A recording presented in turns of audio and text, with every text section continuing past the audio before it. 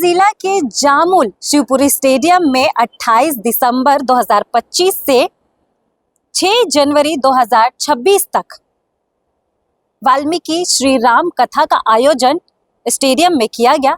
और आपको बता दें, इस कथा को सुनने के लिए लाखों भक्तों की भीड़ इस स्टेडियम में उमड़ पड़ी।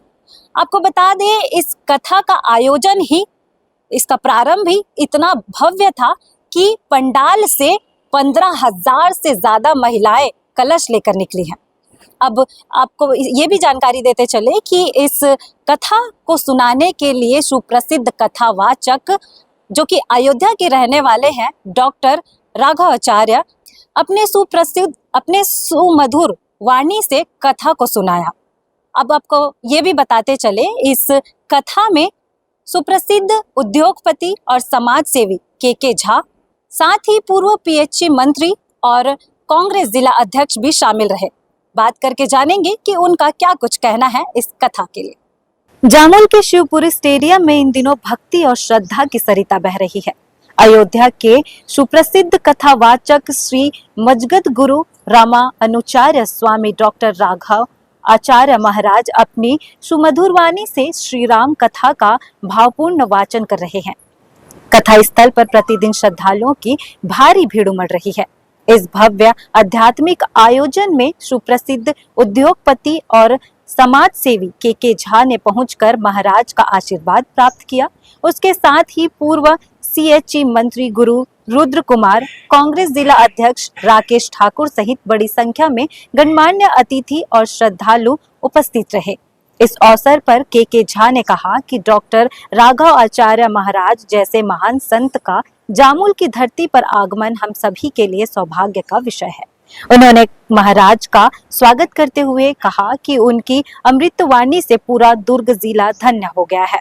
श्री राम कथा के श्रवण हेतु प्रतिदिन हजारों की संख्या में भक्त कथा स्थल पर पहुंच रहे हैं, जिससे पूरा क्षेत्र भक्तिमय वातावरण से सराबोर है।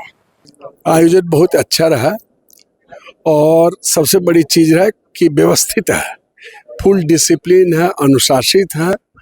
जो आचार्य जी जो आज मिथिला के बारे में वर्णन किए, उसमें और थोड़ा सा पुट इसलिए आ गया चूंकि हम भी उसी जगह के हैं।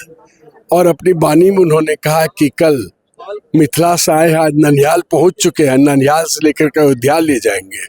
तो खुशी का माहौल रहेगा। तो मेरे को लगता है कि सब कुछ ये 6 दिन के दरमियान बहुत ही अच्छा रहा और जामुल वासी के साथ साथ भिलाई और ध्रुव के लिए भी बहुत बड़ा वरदान रहा, जो ऐसे महापुरुष को यहाँ पर लाए, उनके वचन सुनने का आज मौका मिला। जय श्री राम। देखिए, राम कथा का बड़ा आयोजन, जगत गुरु आए हुए हैं और बड़ा आयोजन, बढ़िया आयोजन हुआ है। क्षेत्र के पूरे लोग आ रहे हैं और राम कथा का श्रवण कर रहे हैं। ये बड़ा आयोजन है, धार्मिक आयोजन है और ऐसे आयोजन होते रहना चाहिए। वाकई में इससे क्या होता है कि क्षेत्र में एक धर्म का माहौल बनता है। वो धर्म का माहौल आज जामुल में बना हुआ है। दूसरा बंधन स्वीकार नहीं करता। अगर दूसरा कोई बंधन लगाओगे और इसे बांधोगे तो ब्रह्मास्त्र कहेगा उसी बंधन पर तुम भरोसा करो, मैं तू जा रहा हूँ, तो ब्रह्मास्त्र चला जाएगा। क्योंकि दूसरा बंधन उस ब्रह्मास्त्र का अनादर करेगा और ब्रह्मास्त्र का अनादर होगा तो ब्रह्मास्त्र चला जाएगा और फिर हनुमान जी को तुम्हारी रस्सी नहीं रोक पाएगी। उसी प्रकार शरणागति ब्रह्मास्त्र है, लेकिन शरणागति करने के बाद अगर दूसरा कोई उपाय अपने कल्याण के लिए तुम करने लगे कि हम माला भी से तो कल्याण हो जाएगा, साधना कर लें तो कल्याण हो जाएगा, ये उपासना कर लें, ये मंत्र सिद्ध कर लें तो कल्याण हो जाएगा, उनका तुम्हारी वो शरणागति, वो ब्रह्मास्त्र व्यर्थ हो।